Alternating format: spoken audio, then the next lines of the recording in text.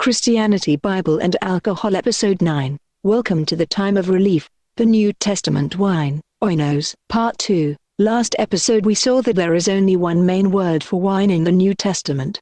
That left us with the text, and/or the Old Testament reference, if there is any, to determine if the particular word for wine in question is alcoholic or not. Strong drink, sakara, and glucose sweet wine is mentioned once in the New Testament, also mentioned as vinegar. Today we will cross-examine some New Testament wine references with the Old Testament counterparts, to find clues if the New Testament word for wine, oinos in question is Old Testament alcoholic wine, yehin, or non-alcoholic, tirosh.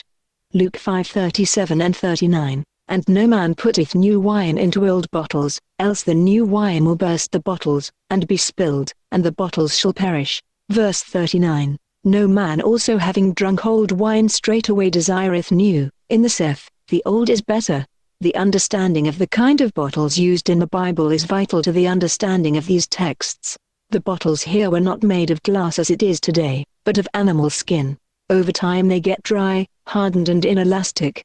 A new wine still full of fruit sugar ferments, giving off much gas, which causes the dry and brittle old wineskin bottle to burst, if there is no vent for the gas to escape, due to its inability to expand. So oinos in these two verses is fermenting alcoholic wine. Moreover, verse 39 says, the old wine tastes better. This is because the age of the wine is one of the factors that determine its quality. Isaiah prophesies of God himself making for his people the of best alcoholic wine, aged, on lees, Isaiah 25:6, compared to Jeremiah 48 verse 11. Therefore the oinos here is alcoholic. Matthew 11:19. The Son of Man came eating and drinking, and they say, Behold a man gluttonous, and a wine-bibber, a friend of publicans and sinners, but wisdom is justified of her children. In this passage, Jesus was compared to John the Baptist by the people. John lived a Nazarite, not drinking any product of vine or any liquor. Jesus on the other hand, though was called Jesus of Nazareth, was not a Nazarite, for he drank oinos. So the question is, what type of oinos wine did Jesus drink? It is easy to rashly label a clergy with a cup of malt as drinking a cup of gold lager beer, because they look the same in a tumbler. So also is red wine, alcoholic or not, but the difference can be told from the label on the bottle. Those that saw Jesus knew the label on the bottle from which his drink was poured.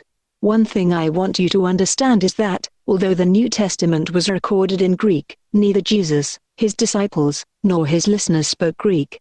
They must have conversed in Hebrew or Aramaic, so to know the label on the bottle from which Jesus drank, let us find out in the Old Testament. The Greek word oinos is generic. We can't tell whether it refers to alcoholic wine, or non-alcoholic wine, but that is not so with Hebrew. As we have discussed, there is tirosh, non-alcoholic wine, and yehin, the alcoholic wine. So what might be the name on this bottle Jesus used? Since New Testament word for wine, oinos, gives no clue, Hebrew is the language of Jesus' critics, the scribes and Pharisees, so the name on the bottle is neither tirosh grape juice bottle, or alcoholic yehin bottle. Also, was Jesus labeled tirosh bibber, or yehin bibber? The word wine bibber is a compound Hebrew word. The word wine bibber is found in Proverbs 23 verse 20. It is a combination in Hebrew of two words, one, sorbor, fill self, to quaff, to satiate, become tipsy, drunkard, and two, the word yehin. Yehin, of course, is an alcoholic drink. So a wine bibber in both Old Testament and New Testament is the one filled with alcoholic wine, not with non-alcoholic grape juice. In the same vein, the label on the bottle from which Jesus drank from, definitely was alcoholic wine and not some bottle labeled 0.0% alcoholic content. This means the wine the Lord drank was the same yehin, the national drink of his native land, Judea. In Hebrew language, banquet or feast, mistransliterates directly in English to drink. Banqueting house is yehin, drinking house.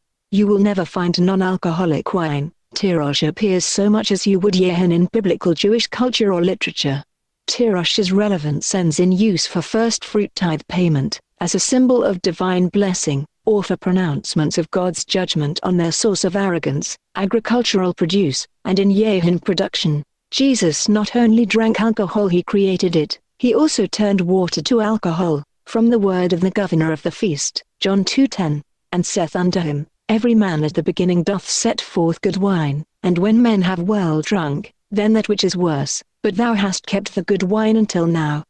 Note, in the word of the governor, 1. The good wine Jesus made was an alcoholic. 2. He didn't say, when men have well drank, but well drunk. Drunkenness impairs judgment. Once they were drunk they wouldn't tell the quality of wine they were served afterwards. It was an ancient party trick employed by the celebrants.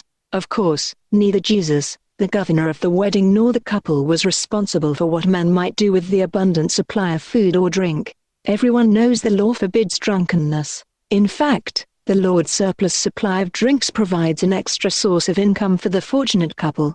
Alcoholic wine is still part of Jewish culture today. It is prescribed in Jewish wedding, circumcision, Passover, and over religious rites, as I showed it in episode 1. Message by Reverend Silas Olufemi. Or, if you were blessed by this message, please click on the subscribe button, and like my Facebook page, Time of Relief. Telephone and WhatsApp number, 2348099863872. Lagos, Nigeria. Voice TTS.